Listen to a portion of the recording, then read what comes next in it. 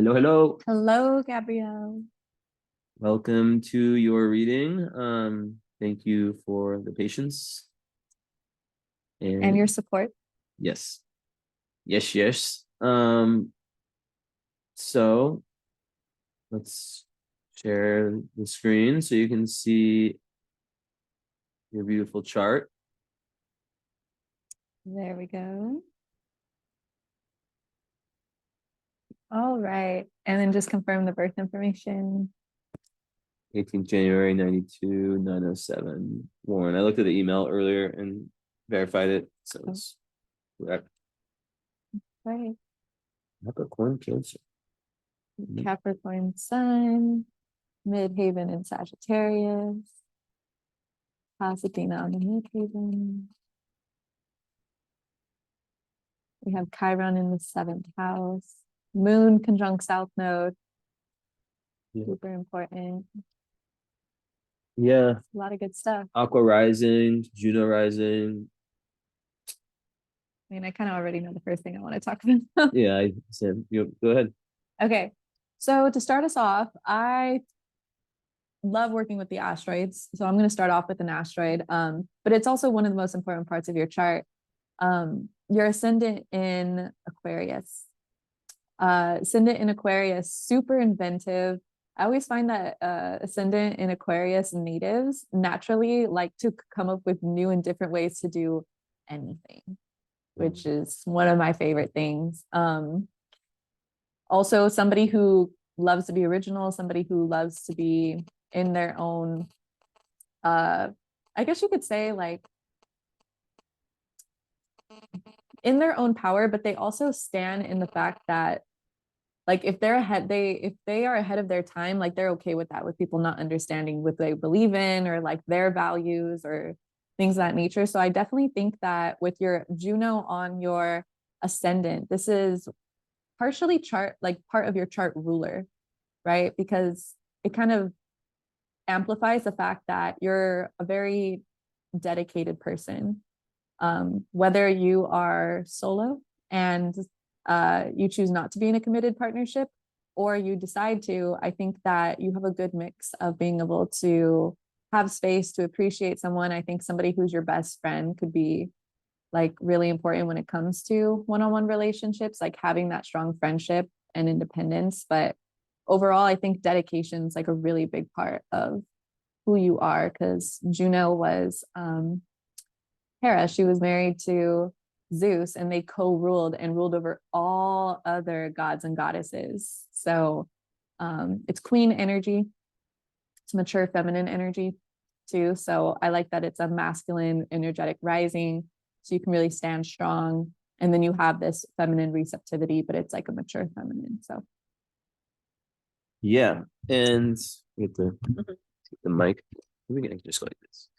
Yeah, so it's interesting. Yeah, on the masculine feminine thing, because obviously you're born right, not right, but like you're born what, like 2 days before, or less than 2 days before, more like a day actually, a full moon in Cancer, and so that means that the axis of Cancer and Capricorn is activated in your chart. Like that's very much about gender. Like a lot of people who have, especially with the nodes there, that could mean that you were, a male in most recent lifetime.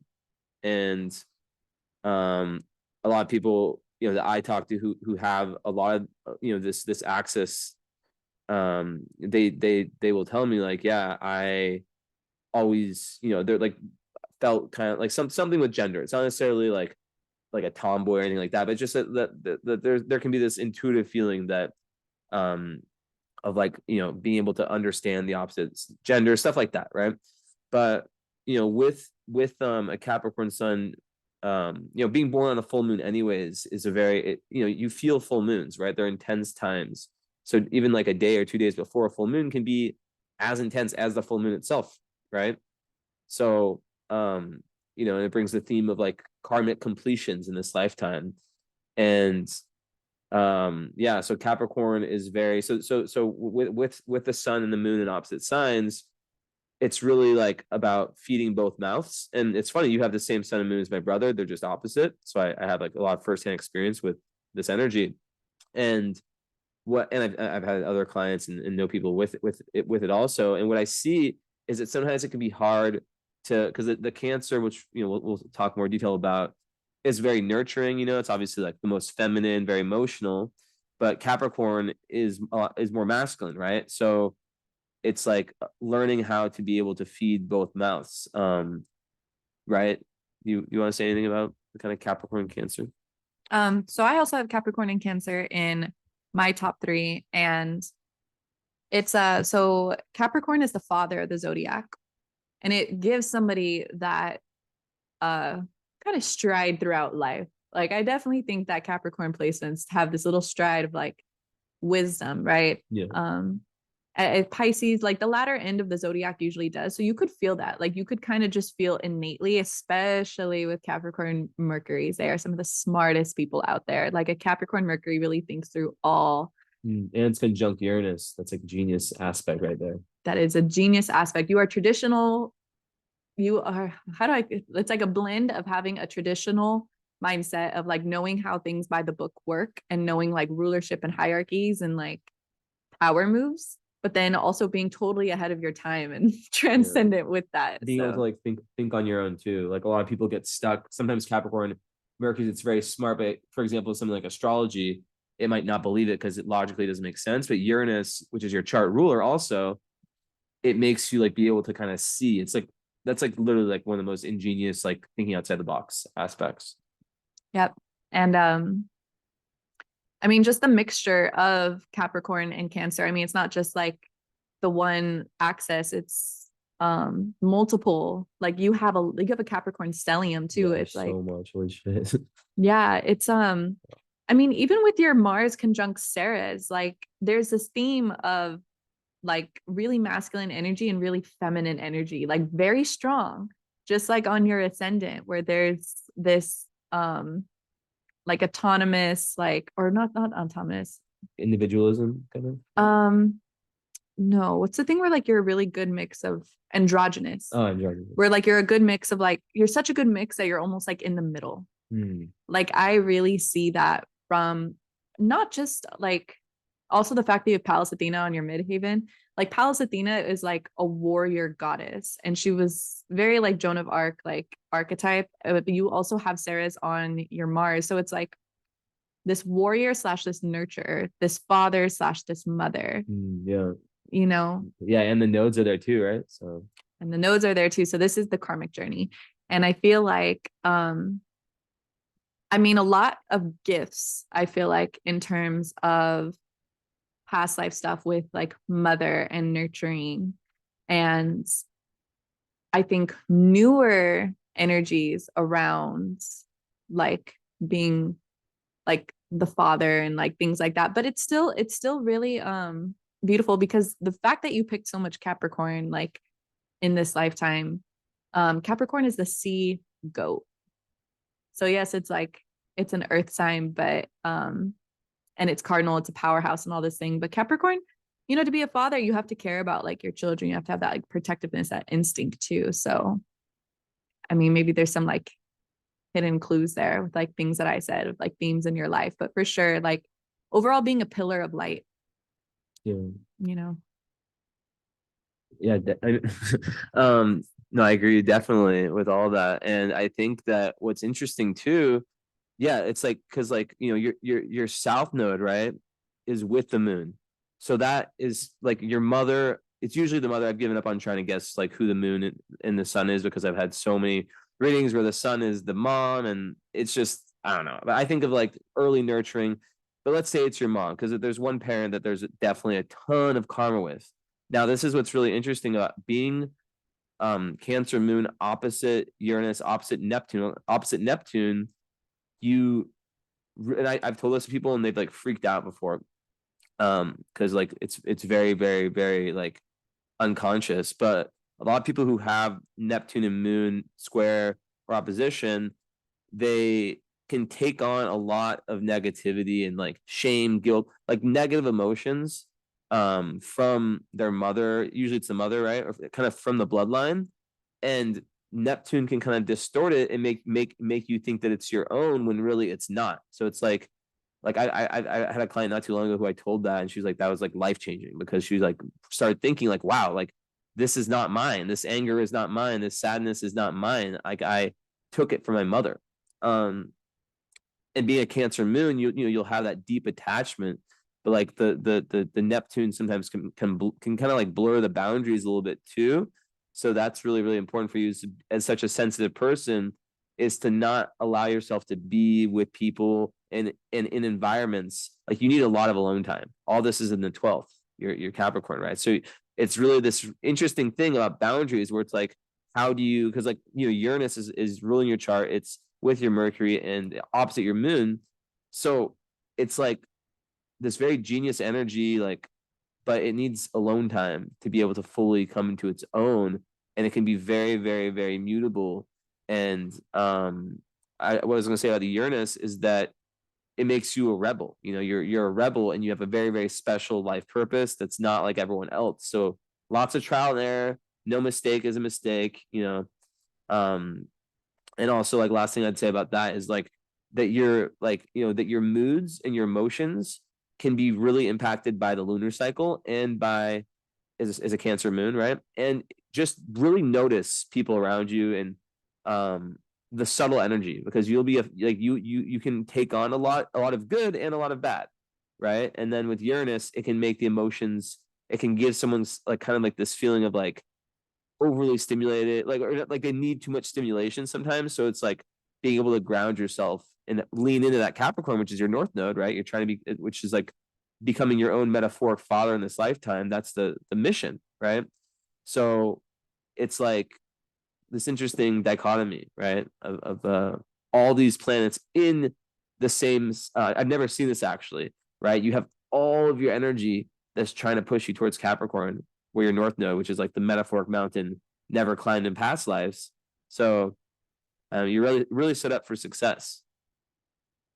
Yeah, too, with the Mars conjunct North Node, I mean, Mars on an esoteric level is where our soul's wanting to exert the most amount of energy, and we naturally do. And it's like supported by like little hidden things in our chart. But the fact that your Mars is exalted, it's like another example of this. When something feels in rulership, it feels at home there. But when something is in exaltation, it not only feels at home there, just comfy, but the whole thing benefits from it. Like it's a very, very, very strong thing, almost like a trine or like a sextile. Um, so it's just a lot of energy towards that metaphoric mountain that like Jesse talked about, like unexplored. Like you're really gonna climb Mount Everest and like see the top and like very much enjoy the top. And I think like the fact that it's a 12th house too is like it could kind of feel like, because you've been so anchored into reality in previous lifetimes, like your daily routines and like your health and like what you can control, a lot of it is like a metaphoric mountain. It's like a mountain in a dream. It's like, Yeah, so true. with the 12th house, it's like 12th house can be like self-isolation a lot of the time. So like for a Capricorn, I feel like sometimes it's like, well, where's the tangible success? You know what I mean? But like with Pluto in the 10th house, like I think is the midhaven at It's a close to entire 7. okay, midhaven. Okay. So I mean midhaven in Sagittarius too is like that's your untapped genius, right? So there's a lot around like accessing wisdom, like accessing one's own wisdom. And like for sure with like Pluto and Scorpio too, like Pluto also likes the power, right? So it's like there's power in like knowledge and there's power in like um life experience, and it's just kind of like being able to go after what you want and getting all that experience. I feel like is going to show up for you a lot in like subconscious ways, and like it's pretty cool. Like I think another thing too, just like spirituality in general, like witchiness in general. I mean, you have Black Moon Lilith on your sun, Yeah.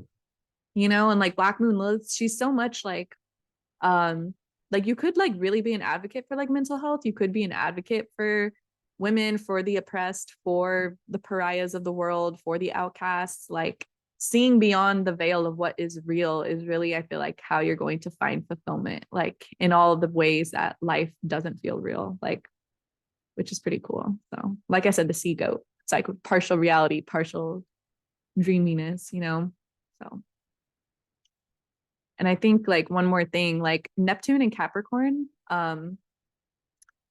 is a beautiful placement. Like a lot of people say like it can like cause depression. It can kind of be like that how our generation struggles with depression. A lot of us, including myself, Jesse, like Neptune in Capricorn, it's like there's this like cold reality aspect that like comes along with it. But I think if you have Capricorn placements, you already like understand reality, and like the South Node in the sixth house could be that too, like releasing any patterns of behavior around like letting reality get you down, like in a sense, like not being in control of reality, or like feeling like that. But I really feel like the strong suit with your Uranus conjunct Neptune is the fact that there's this duality of like having one foot on solid ground, like Capricorn ground, and one foot on like reaching your dreams. And that's like the genius, is like there's advantages to being really aware of reality, and like one of that is yours, and you get to explore like Yeah. the not the transcendence part of life. Yeah, definitely. There's just so much in your chart. Like, I think I have like 1,000 things on my mind.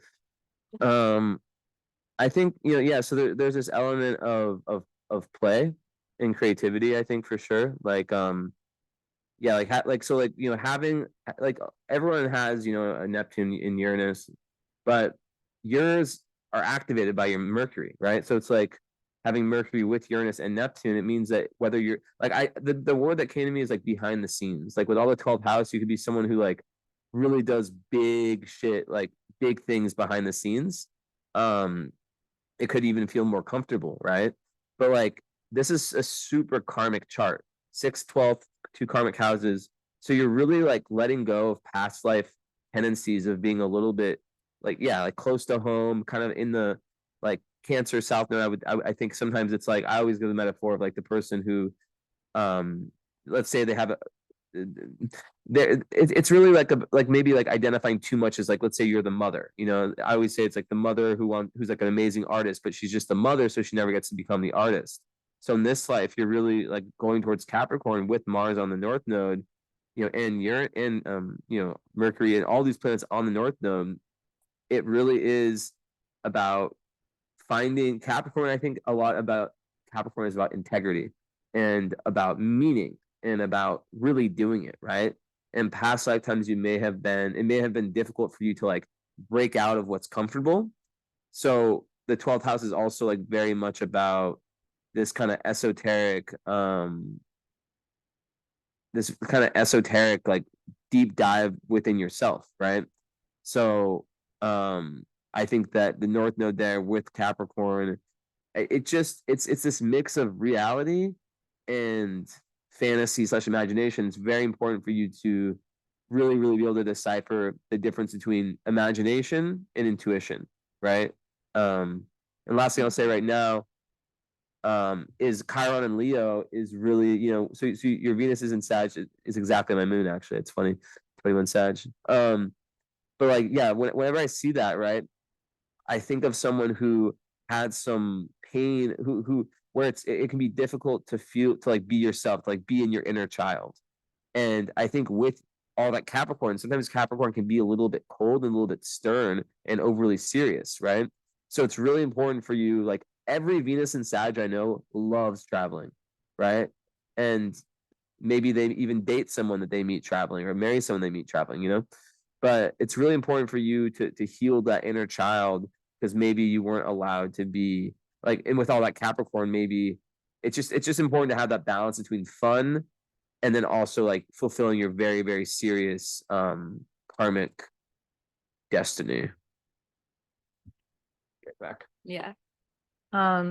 So another thing too, your vertex is conjunct Jupiter. Uh, I mean, Jupiter in Virgo, extremely, extremely smart placement. I mean, again, we have wisdom meets intellect. Like your intelligence is not measured by like measurable standards. And I think you have quantum intelligence, you have wisdom, like in terms of being of service to people. I definitely feel like you could be somebody who like just helps out a lot of people. Like you, if somebody says something like, oh, I've been really struggling with this at home, and we just moved into our place and it's hard to get everything. Like I feel like you're the type of person who shows up the next day with like an extra pot that you had like sitting around your house and be like, hey, you know what? I don't really use this that much, but like I have to like that's like Jupiter and Virgo is like somebody who like not only receives abundance when they help people, but you may just have wisdom around like intuitively being able to like kind of be of service and remembering small details. Yeah, definitely. Small like, imperfectionist sometimes too, right? Yeah, definitely. Like being able to, that's the thing I love about mutable signs too. It's like, especially Virgo and especially Pisces I mean, Gemini too. Because they're just like mercurial ruled, but Pisces also is like really associated with art, is like um being the person who can like not create like the first bare bones of the song, but being the person who like once you play it all together is really good at like solidifying it all. And like, I mean, if you think of artists that are like Virgo oriented, we have like Michael Jackson, we have like Queen, we have people who just see how much small detail makes like a big picture. Not everybody can do that because some people feel really overwhelmed by the analytical nature of Virgo. But it seems like this is where a lot of your accumulated wisdom is held. Um, as well as like vertex on Jupiter, you could meet like in this lifetime, be fated to meet very smart individuals that are like mentors. Teachers could have been like very significant teachers. I mean, we also have the fact that it's the eighth house, so it could be like karmic individuals. So people that like in some of your toughest moments, they were there for you, regardless of the type of connection, just like intimacy with people, intimate connections. Could be, could be situationships, could be people you were intimate with once, but like they meant something, or like I said, people were just there for you. But there's this aspect too, with Jupiter conjunct vertex in the eighth of like meeting very significant karmic, like intimate people. Yeah, for sure. And I think yeah, I think there's a lot, like a lot in this chart is shit, what was I gonna say? Yeah, I just think like the more that you're expanding, because like when I look at like this is a whole sign, but I still kind of imagine it in my head as Placidus because I think that they both work wonderfully. Um, because so like the Pluto in the 10th, would be the ninth in Placidus. Like I really think about how it might not be you're in the US. It might not be the US that is home that feels like home like for you. Um, but like there's definitely like I don't know what you do for a living and Palace on the midheaven and Sag, I think Haley can talk more about that. But like what I'm seeing big time is this feeling of like you being highly, highly capable, like more than capable, but the only person that can get in your way is you. And with the perfectionism, like Capricorn and Virgo, right? Earth signs, sometimes can be really, really hard on themselves, right? And with the moon oppositions, it can kind of it's just really, really important to understand and have mindfulness in your life and understand when you slip into perfectionism. And because like even like and then just like the importance, massive importance, you're Black Lilith in Capricorn also, right? So it's like the massive importance of that balance between inner and outer life. That's another thing about Cancer Capricorn, right? It's that it's it's that you have to have a balance between not doing just like all for career, right? Because the Cancer is about the home. Cancer moons love family, right? They love that closeness, emotional closeness, right? And whenever I see charts like this, right, where there's like the rising is Aquarius, right, and the sun is Capricorn, like those are two active energies. So when people see you, they're not going to know how sensitive you are, right? So you might like when people get to know you, then they start to see like, oh wow, she's very emotional, very sensitive, right? But that might not be apparent because Aquarius rising, yes, Juno is on the rising, and Saturn's in the first slash 12th in Placidus, but still, even that would give, like that's not going to equate to Cancer, right? Like so I would imagine that, like back to what I was saying about boundaries, that it's just really, really important for you to understand what people and what places work for you. And then to be and that's one of the best things at Capricorn. It's like they're firm and they're good at like getting to the goal. So yeah. And then last thing, Capricorn Mars. A lot of times like very successful people have Capricorn Mars. And the reason is that it's like this persistence. So you can just like really like start something and follow through over time. But the first 30 years for people with tons of Capricorn like you, which is ruled by Saturn, first 30 years of your life were probably not easy. There are probably lots of setbacks, but then after your Saturn return, you probably are like, shit, now everything's, not as hard, and like I still have all that determination and grit. So yeah.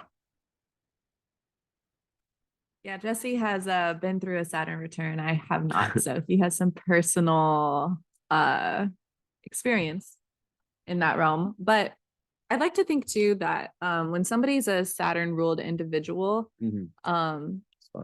yeah, it's it's not a walk in the park, but it's like you've seen this game before. Easier for sure. That's a good point. Yeah. Yeah, like if you're a Venus individual and you walk, it's like being from the movie Bambi and now suddenly you're in like Troy and you're just like, wait, I mean, this is a totally different vibe. It's a totally different vibration. So, yeah, I mean, you were with the Saturn and Aquarius generation, which that generation is the generation that went through the pandemic. I mean, so much of he's just taking like content pictures. Flash. But I mean, the Saturn in Aquarius generation is a generation where they were shifted ahead of their time. I mean, that was when the Great Conjunction happened. So a lot of people believe that the Saturn in Aquarius generation is the generation that was supposed to be like kind of the initiates of the Great Awakening.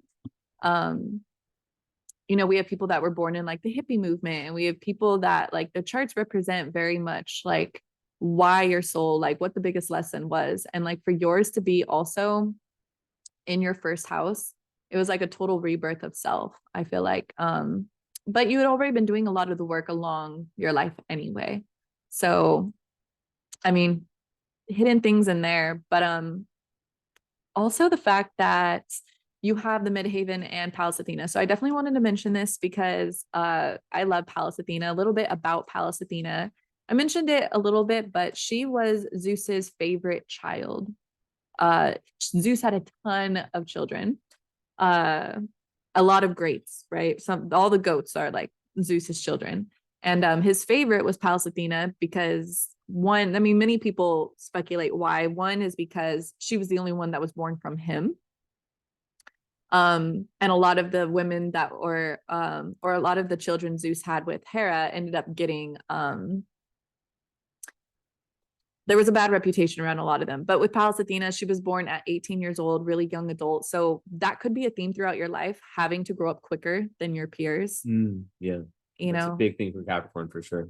Super big thing. Like coming out like an like you could have gotten along with adults better than like children. Like those are the kids who want to sit at the adult table, and like the kids that like are like, this conversation's too like, why are you acting that way? I'd rather talk about like different things or more important things, or like not feeling like you wanted to go through like the party phase, or just like common things like that, like common sense, like good common sense, practicality. Yeah. So that's not only apparent in like so much of your Capricorn placements, but the fact that that is actually your highest potential. Anything around the Midhaven, it's the highest point in the sky when we're born. It's our untapped genius. It's that pinnacle point of our highest self. And with Pallas Athena too, yours is at a 13th degree, which is a goddess degree. Pallas Athena is the feminine side of war. So I really wanted to mention this because your North Node is also on Mars. You're very strategic, right? Like that, I would say is one of your strongest points.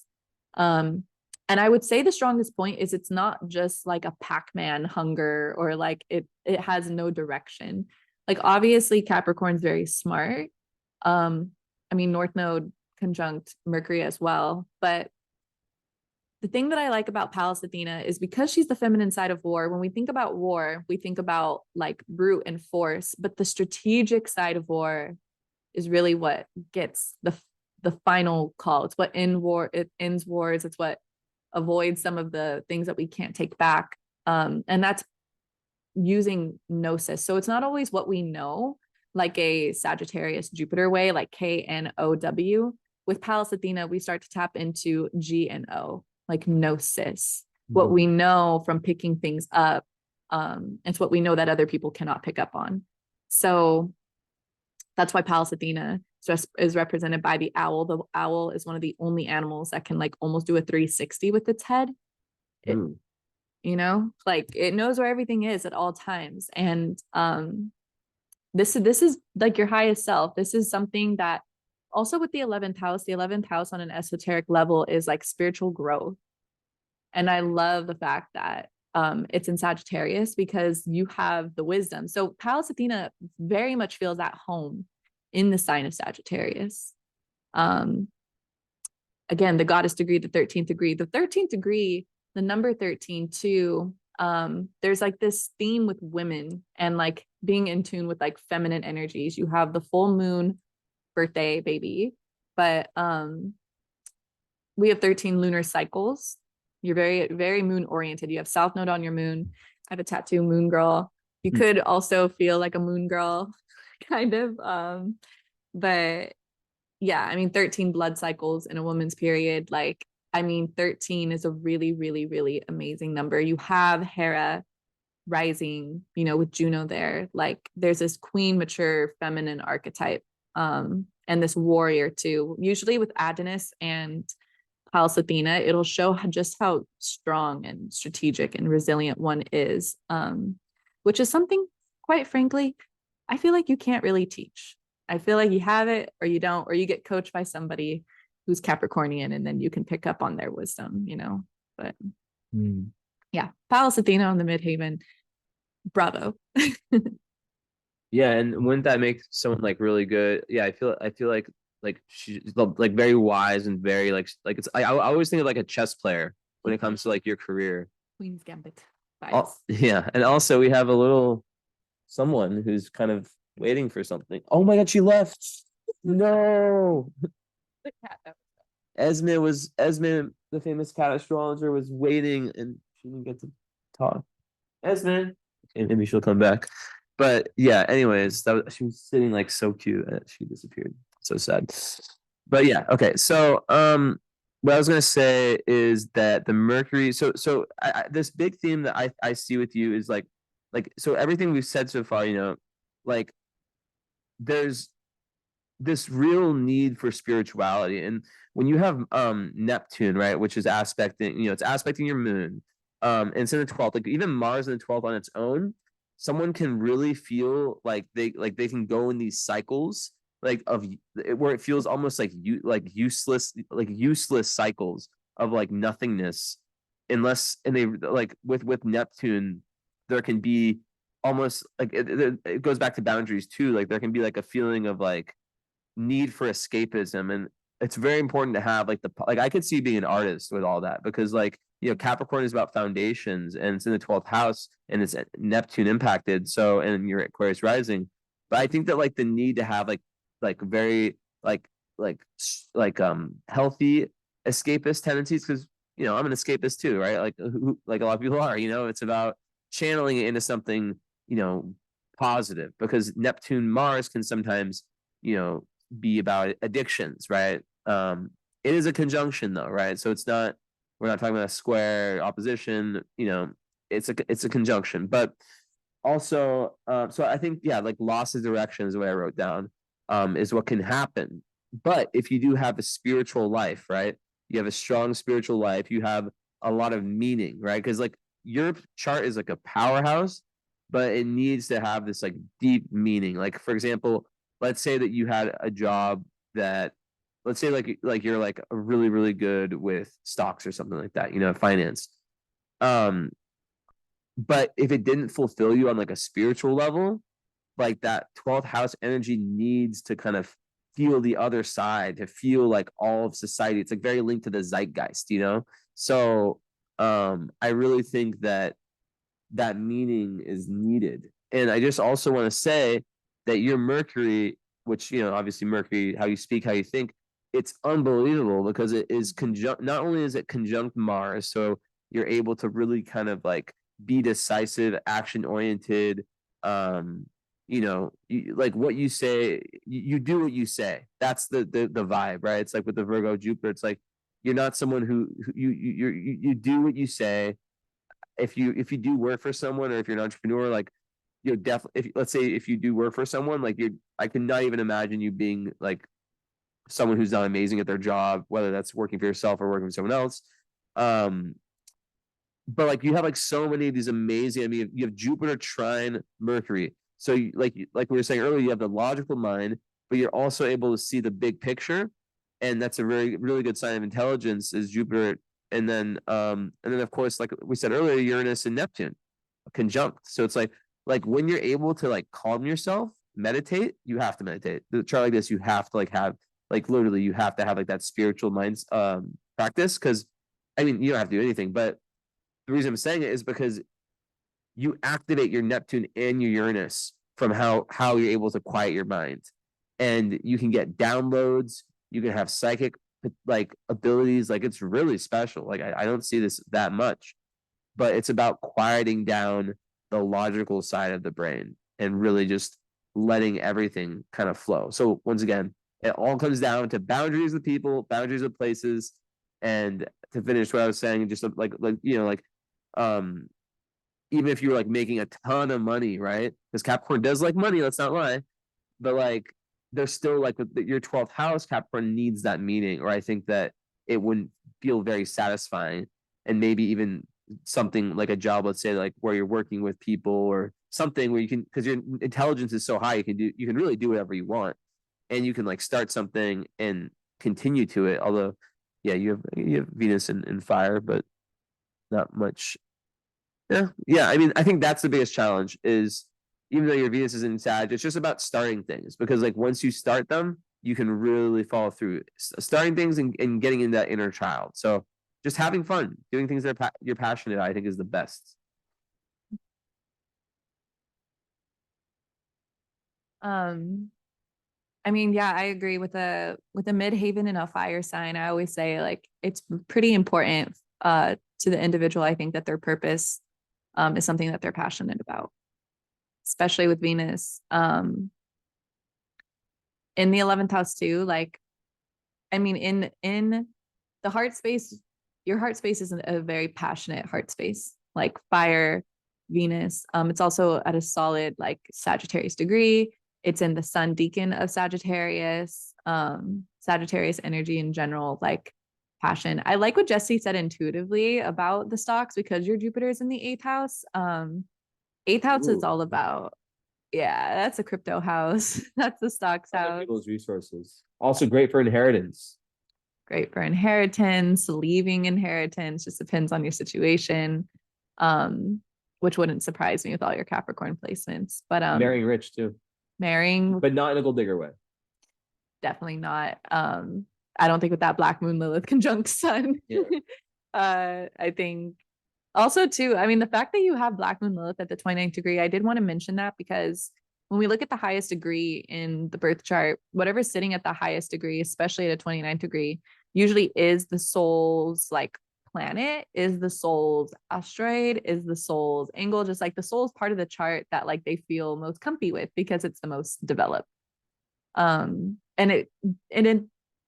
there's a story to each one too. It could have taken like 3 lifetimes to develop that consciousness. It could have taken 5. It could have taken like you just focused on that a lot in the last life. But regardless, in this life, it's really developed. So talents around the 3 things that like Black Moon represents, which one is like your dark feminine, Dark feminine in terms of like raw sexual power could be one for sure, because it's like the seductress. It's like what female like dark feminine power is. It could be whether you're a male or a female. When you have strong black moon Lilith, you are able to use that, and it's such a power.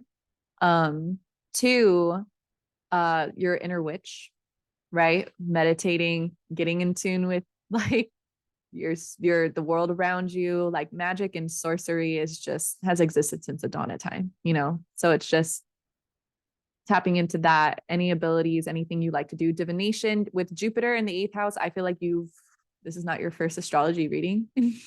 Yeah, You I know? assume so.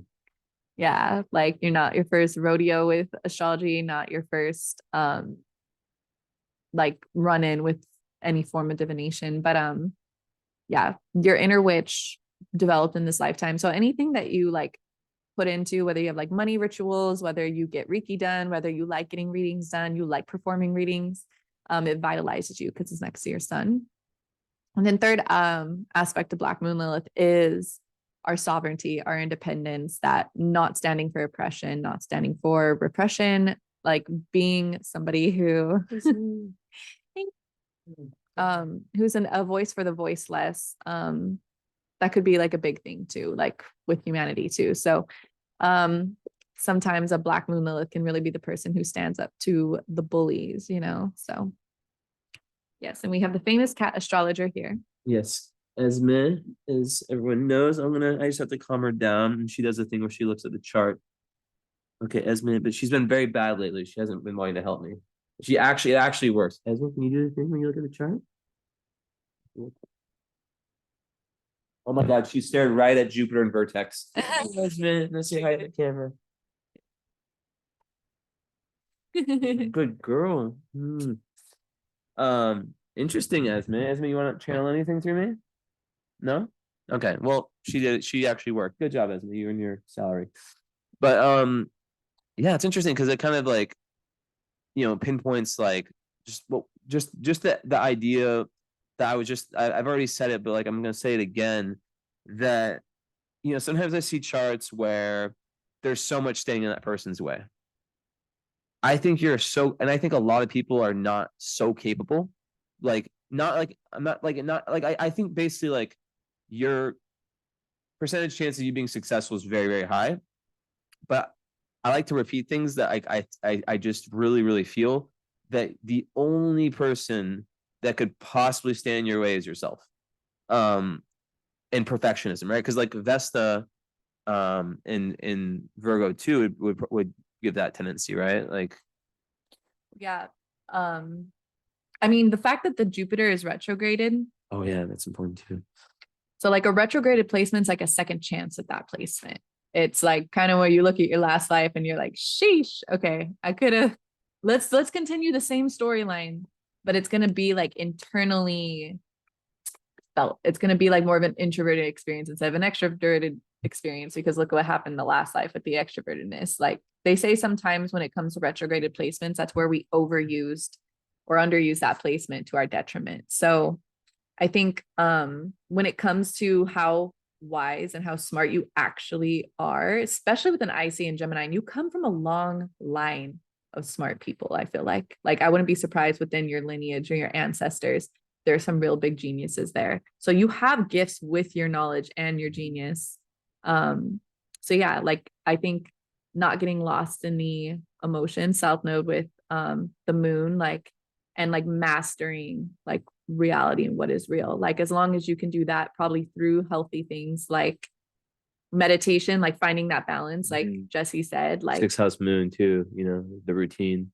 Yeah, routines, getting enough alone time, like everything else will shine through and like really like come. And with Vesta is what part of our chart our soul deems most sacred. The house is the area of life and the sign is the energy. Virgos are very independent. They are very discerning. It takes a lot to doesn't take a lot to please them, and it doesn't take a lot to displease them. So that's one of my favorite things about Virgo. It's like the sun could be shining too bright and they're like, I hate it here. And then somebody could like be like, hey, I have an extra popsicle, and they could be like, I love it here, So it's like with the Virgo energy too. I think like Virgo is that sixth sign. I think Libra gets, it's the middle of the zodiac. It gets along with both sides, but Virgo, like, it's one of my favorite things too, is like they can kind of see like all perspectives and like understand people, and they can like agree to disagree too. So I feel like when it comes to life, like, yeah, that's another kind of like key. It's like you have wisdom around Virgo, which Virgo can just kind of tap into things like logically and kind of be like, okay, like they're causing me a lot of stress. Like I'm going to agree to disagree, kind of like take Yeah, matters into my own hands and not let the anxiety, like, or what I can't control, like get to me. And I think that logic is what you deem like very sacred, you know? definitely, definitely. Yeah. And I think like also like kind of going to career, I think that I mean I would not be surprised if you had, because like remember like career changes, right? Like if there was like the more that you grow and the more, because you know the more that your wisdom, that you know the more like metaphysical, or not just metaphysical, just wisdom, the more that you expand your worldview, I think that your career slash like what you deem your dharma, like what you deem most important, like on like that level. Let's see where we're at time. Oh, damn. Um, I think that that could be something that shifts and that changes. You know, Sagittarius midheaven, it's mutable, right? So it's like, and it's a really also important for you to feel like you're finding truth and like you're finding meaning in what you're doing, as I was saying earlier. But I think with just like I was saying with the Cancer moon and the fact that it's opposing Neptune and Uranus, I think that like even for every, it goes to, should we talk about relationships stuff?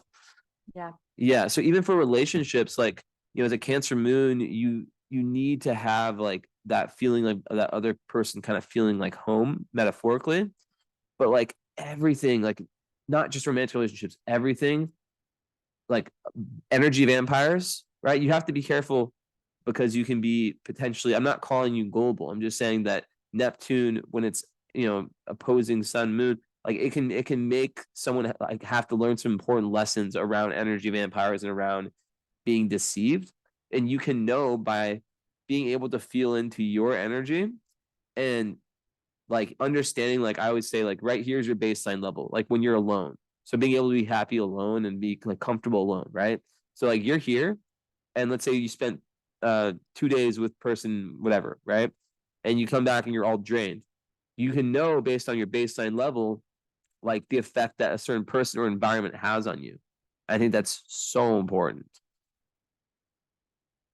And yeah, I mean, like obviously, like so there's really like a mix of, and like I guess we can just both give our takes on like kind of the Venus and Juno, but both signs, right? Sag Venus and Juno in Aquarius, like freedom is so important. So it's this real, and I see this a lot in readings, right? Where because people are complicated, people are not just like one way. So there's a part of you that really wants independence and spaciousness, and a lot of Venus Sag people like date slash marry, like I said earlier, like people from different cultures.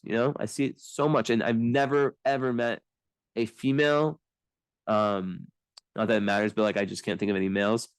Sag Venus, I've never. Well, I honestly think it makes people like other cultures and traveling as much as a Sag moon. It's wild. Like I have a friend, multiple friends with Sag Venus, and they get so much out of traveling.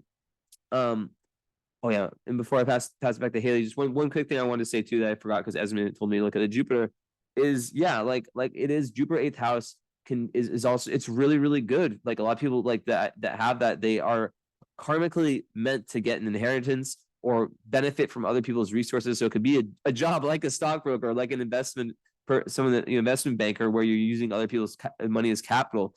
But it's really good luck. And when I think about it, I think that karmically, it means that you're not meant to struggle financially in this lifetime, because there's other goals. So you have some people where their karma is around money, because money can, you have money karma, and money can teach us lots of lessons, struggling with money, stuff like that. There's a lot of, it's a very powerful energy, right? But there's other people who have learned it. it's not necessarily they've learned that lesson. Maybe they have, but that's not the emphasis. So like karmically, they like I'd be surprised if you, I mean, yeah, all the Capricorn, yeah, it can make the first 30 years difficult, but I'd be surprised if like, you had, if you were like, if finances were like a big issue. And I think a lot of it is so you can figure out that Cancer moon, with the South Node, like like honestly, it could be like such an important thing, your relationship with your mother, and kind of like the bloodline and really just, making the changes that maybe weren't made before, and I see this with so many charts I do where I'm like, you're the one who's meant to break this curse or whatever, it's not necessarily a curse, but break this tendency, so it's about identifying that and seeing what it is in you and what's yours and what's not yours. And then the awareness brings the change, or that awareness plus action brings the change.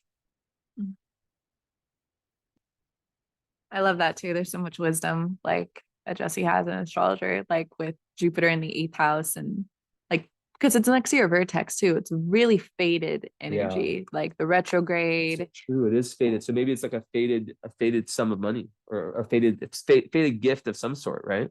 Right. Or like gift of being a teacher too, with Midhaven and Sagittarius and Jupiter with the vertex. Like, and with Pluto in your 10th house, I wouldn't be surprised if there was like major transformation around your purpose. Like your purpose could change In throughout your life. 22 Capricorn, like faded, very karmic.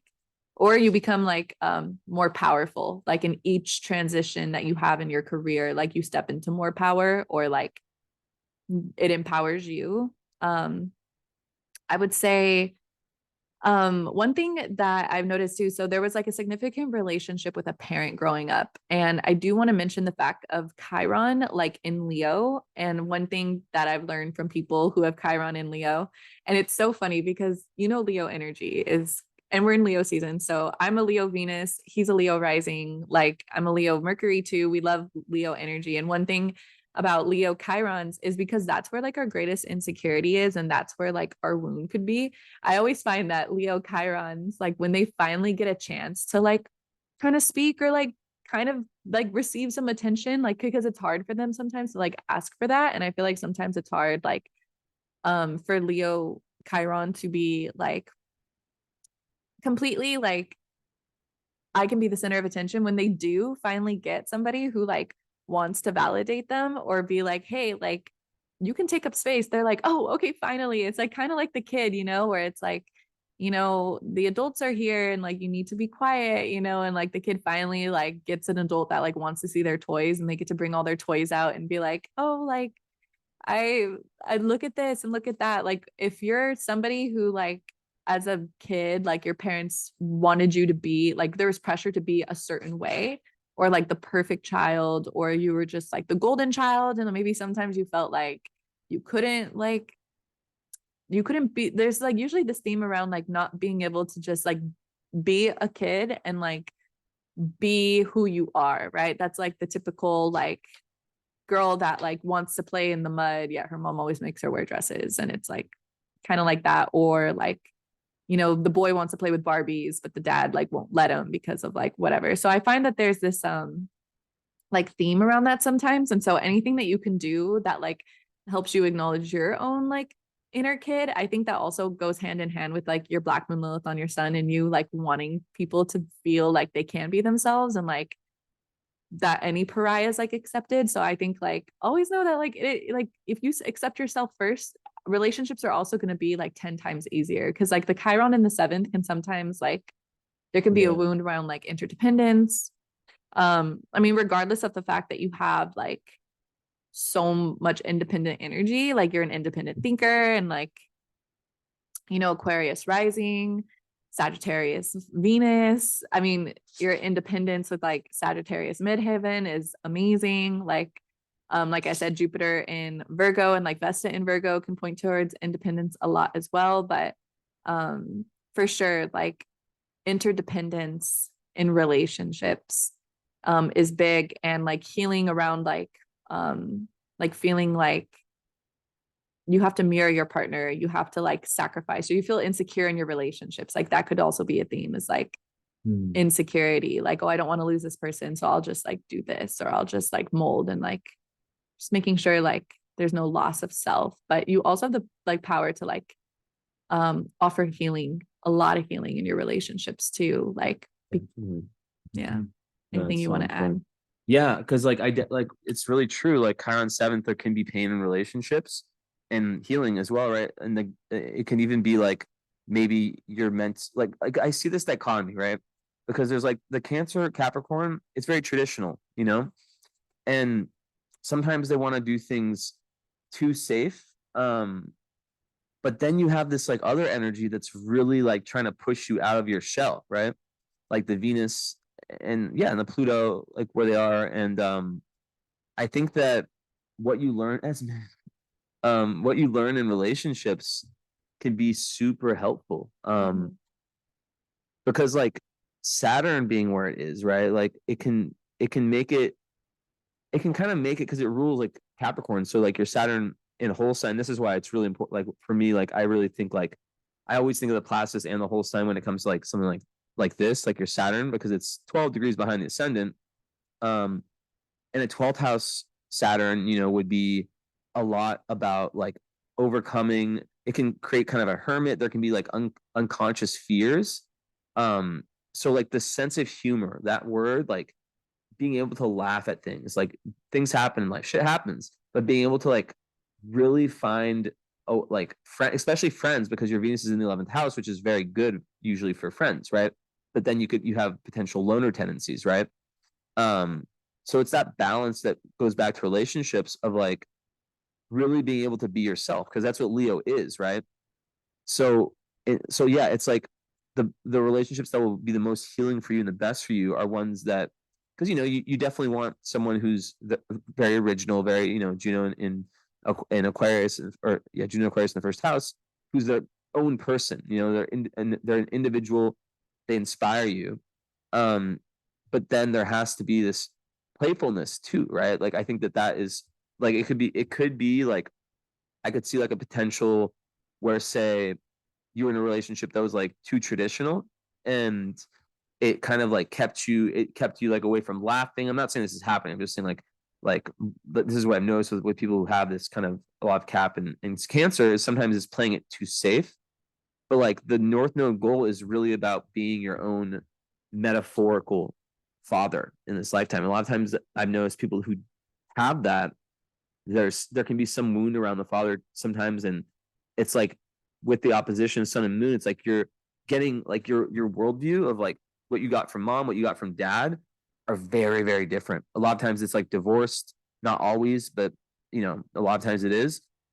And it's like you blazing your own path, not necessarily like the path that people want for you, and there can be a little bit of struggle. So I think in a partner, in friends, just in general, just people, it's like people who inspire you to be that Aquarius individual, like blaze your own path type. No, I love the North Node in Capricorn, like metaphorically having to be your own father.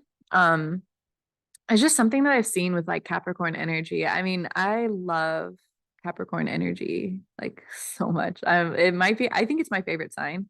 You love it. Yeah, I do. I'm a big like like advocate for them because I don't know. I just think of like Chandler from Friends when I think of Capricorn energy. I just think of somebody who like um I don't know, just tries to do the right thing a lot of the time. Like, and if they don't, they feel like really bad about it. And like they use dark humor and they like their vices, but overall they try to wake up in the morning and do the right thing and like joke around with people and like help people through darkness. It's like everyone loves Scorpios. I feel like Capricorn energy is like very similar.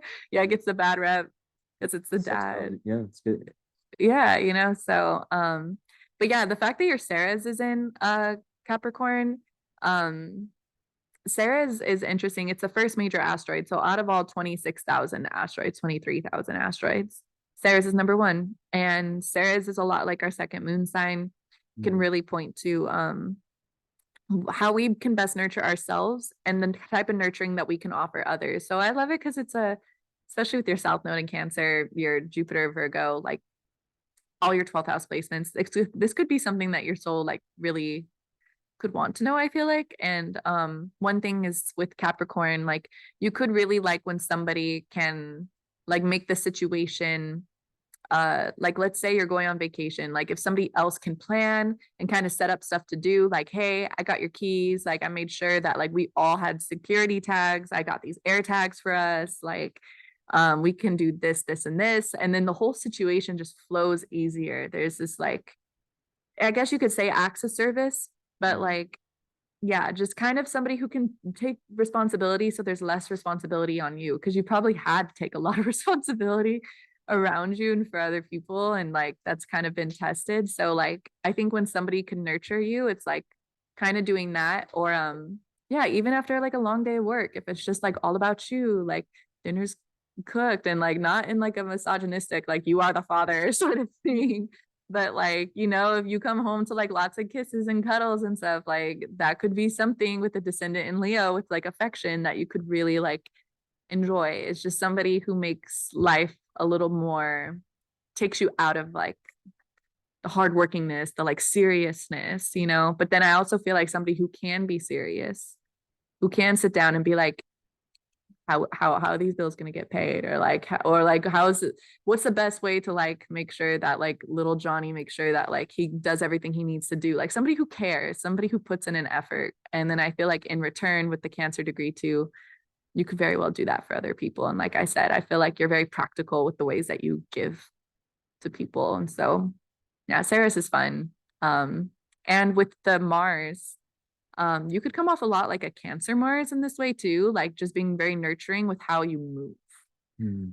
You know, so like when you interact with animals or kids or other people, you could like kind of come off a little more nurturing than just a typical Capricorn Mars, which can be very like Saturn, you know. Yeah, definitely, definitely. And I think speaking of animals, we have one that's going crazy right now, and it's true. A six house rules pets, and you have your moon there, so you could really be nurtured by pets. And also like cats, you know, and dogs, right? All kinds of animals. They especially like, you know, well, both of them really, they have different things. I talk about that in my book. I have a whole chapter about them, but um like they can be our guides, you know, like cats can remind us, for example, the importance of just flowing and just having fun. Dogs too, right? So I think that there's lots of healing there. And I think, you know, with your, I think that there's a massive importance on your day to day.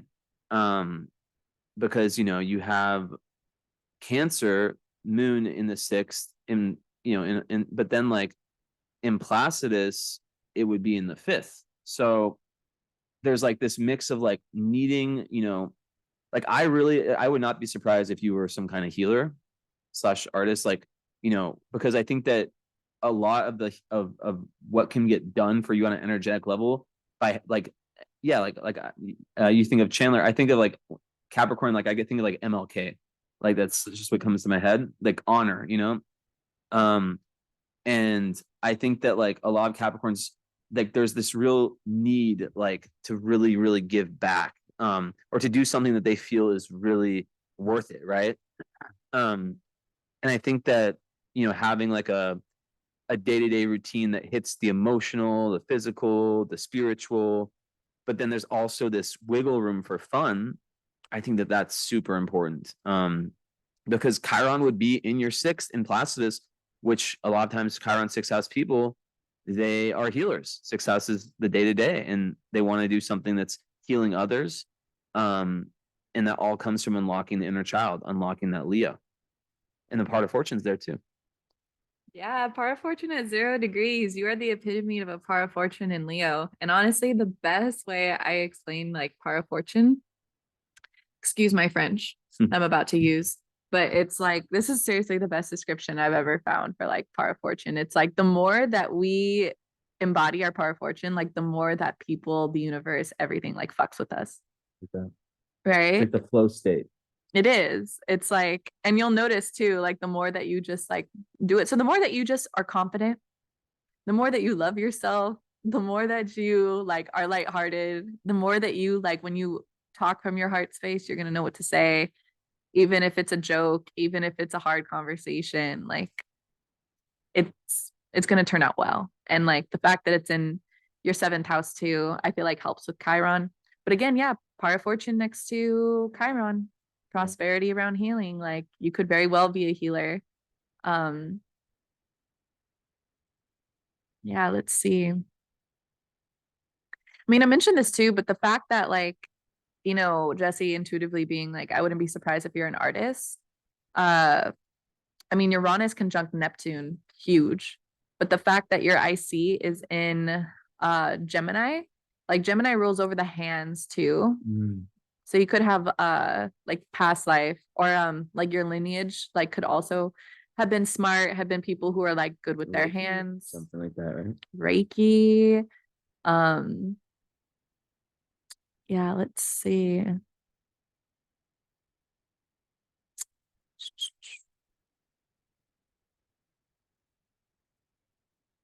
I mean, yeah, Neptune too.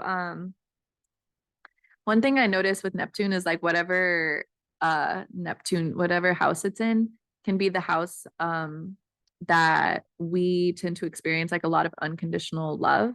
Mm. And like unconditional love is actually something that's really big with Neptune. Like Venus is conditional love.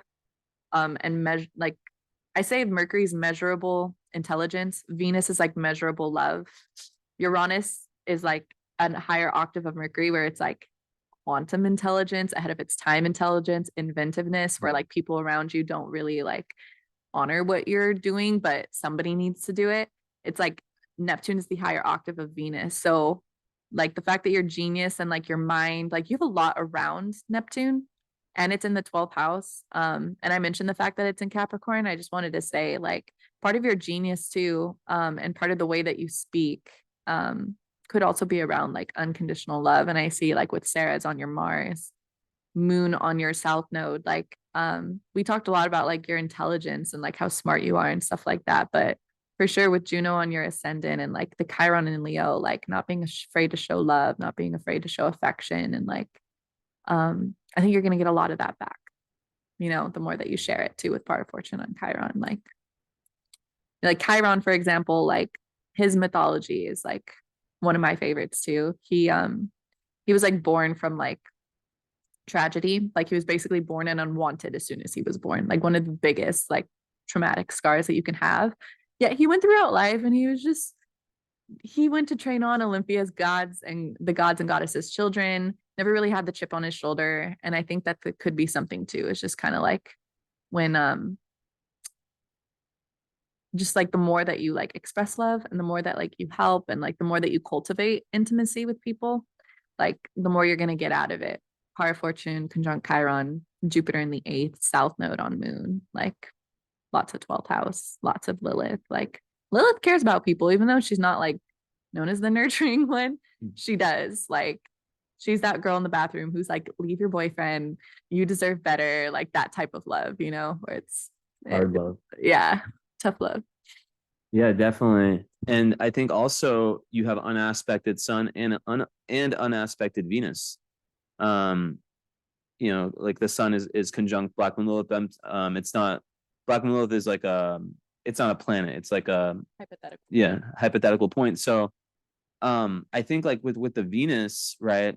Sometimes I see, and Haley will give her take on that, I'm sure also, but like I see sometimes like Venus unaspected can be too much about love sometimes, in the sense that like sometimes the unaspected Venus person, it's like you ask them how they're doing, and their answer is kind of based on like how well their relationships. There can be some kind of like, I guess, codependency. Sometimes it's a potential, right?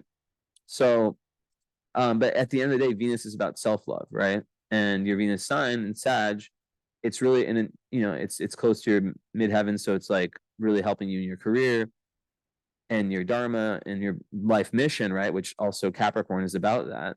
So I think that you know, there's a lot there. Esme, you have something else? He wants to be a part of it. Yeah, I just think that there's a lot there. And I always think about the idea of kind of losing yourself, like losing yourself to the mysteries of life. And to that flow state, right? That's like so important. And it's like the mind sometimes, like I was just, talking earlier about how someone can have like all the gifts in the world of like psychic ability, all these things, but if they're not able to get out of their kind of like repetitive mind, the thoughts that block us, which a lot of that has to do with the environment, then it doesn't really activate. So I think, I keep going back to this idea of environment boundaries. Um, that's huge. Esme growling. Let's see if you can calm her down. She's so hyper right now. Esme, anything? Esme? He's like, no, I'm getting a massage. So yeah, there's that. And then I also just, yeah, I think that like with the sun, it could sometimes show up as like, but the thing that's interesting is in the 12th. So it's so much about service and about connecting with other people in your midheaven in 11th, and whole sign could be that your career is really like there is a really special, and it's like okay to go trial and error and try different things that could be like meant to be working with other people in some way, like finding your tribe type vibes. um but then also there's like the potential, for being too bossy. um and it's just really important to, not be so hard on yourself, because what can happen, right? As I was saying, Venus is like self-love. So it's like loving that adventurous part of you, loving that part of you that needs wisdom, that needs to always be updating what your worldview is. Like we stop the second that we stop that we think like I know everything is the second that we stop learning. And that's what so many people in today's world, they have like their view, and then they're just like, okay, that's my view, and they're not willing to change it, right? I'm not saying that's you. I'm just saying like the idea of that is to always kind of have that mindset of like, what I know now is nothing, even if you know everything, like a ton, like it's just like always being open to that. So yeah, I think it goes back to that day to day. And just also like in Plastis, it's a fifth house moon. Like, so it's like that fifth house moon is about, a need for creativity, a need for that inner child that your Chiron is talking about. So yeah, it really goes back to play, creativity. And it could even be children. There could be some real karmic stuff with children. Um, and being like a very nurturing mom, stuff like that. Yeah, I also wanted to add that the 11th fifth house is like a good karma access house. So for example, when it comes to the more like super heavy karmic houses, like 8th house is like just let's transform everything in it, and like 12th house is like undoing through transcendence, and like first house is like new beginnings. Which is interesting because you have Saturn in the first house. So even though we are our first house placements, like you came into this life Saturn ruled, like just 100%. You came into this life as somebody who is very dedicated, who can be in like committed relationships. In the bathroom really quick. Yeah, Jesse's gonna be right back. But yeah, somebody like who is committed is like who you are, right? But there's also new beginnings with this. So sometimes we can be like, oh man, like for example, I have Uranus in the first house, and I know I'm an independent person, but there seems to be like these themes with like independence that are so new, and it's kind of like that dichotomy, but or the duality of it. But with Juno too, there could be like, man, no, I am somebody who like is a lover, descendant in Leo. But then it could also be like, why are there like so many like lessons, or like I feeling like I have to master relationships still. So that's something that I wanted to know. But then also with the 11th house and 5th house, like I said, having placements in the 11th house is beautiful, because the 11th house really is the house that is the house of like wishes and dreams being fulfilled. And it's like it's kind of like that energy of like oh, throw a coin in a fountain, like careful what you wish for because you might just get it. It's like it's a lot around that. So I have an 11th house moon. I'm a dreamer all day every day. It's interesting because uh Capricorn likes results, right? Like they thrive off results. But then the 11th house is like so much more than that. It's like, well, now that I got to have my dream of like watching the sunset like in this part of the world, like I wonder what my next dream is going to be. And it's like the dreamer And I just think like Sagittarius Venus in that house of the 11th house is such a lucky placement because um you have the 11th house, which is like a really lucky house, and then you also have uh Sagittarius energy, which is the luckiest sign in the zodiac, and 21 is a lucky degree. So we have that as well. But yeah, I think strategically being able to make your dreams happen, also really big theme with Pallas Athena. I would also say too with the 11th house is the 11th house is again like the inventor house. It's connected to humanity, the consciousness. So for example, like with my moon and my Pluto, like I have it in the 11th house, but it switches into the 12th house. So you're pretty similar where you have 11th house placements and 12th house placements. So if you have like a heart for humanity, like like that one song by the Black Eyed Peas, it's like where is the love? And they just kind of talk about like kind of tapping into humanity, and they're like, what's going on? Like, why are people so separated? Like, Zeitgeist kind of, right? yes, exactly. It's like if you like question about humanity, or you look around you, or like you're a people watcher sometimes and you're just like, wow, like I'm here with humanity, like I'm here, like look at all the famous people, look at the history, like I have hopes and dreams too. Like I was telling her, like Venus in the 11th house, like the cool thing is that like I feel like she likes results, and like discipline and seeing results is a big part, but I think just allowing oneself to like have a dream, like Sag Venus, like being like, I want to see the sunrise in like this part of the world, and then allowing yourself to kind of go after a different dream could be like, Yeah, freedom in your life. Like anything's possible at any time, right? It's so important. And yeah. So also like one thing that came to me is like I think like another thing about like so the sixth house, Chiron, like what I've seen sometimes with Chiron in the sixth is that sometimes because it also sixth house is the house of health. So like it could be in health, mental health, stuff like that. So it could be something where there's something going on where it pushes you to kind of have to like heal yourself, and then through the healing of yourself you're able to help heal others, right? Which is kind of like the healer's journey, right? Like we're all fucked up. I am, at least, or was. So it's like sometimes people like look at therapists and people in mental health, and it's really through there's a lot of like, let's say like addicts, for example, who become great healers, and it's because they have gone through those intense experiences and they did the deep work on themselves, which enabled them to be able to give wisdom. Because what can someone offer if they haven't been through shit? So like all the karmic stuff that's going on here, right? Like finding that balance of Capricorn and Cancer. Like how can I hit my goals, and all that, but also nurture myself and feel grounded. It's a tough question, right? And if you give, sometimes what happens with full moon people is that if they give too much, let's say you're like really in your Cancer vibe, then you could find a partner who takes over the Capricorn. But really, it's about finding that balance within yourself, right? And then just like the 12th house, we could dissect it like forever. Like there's just so much.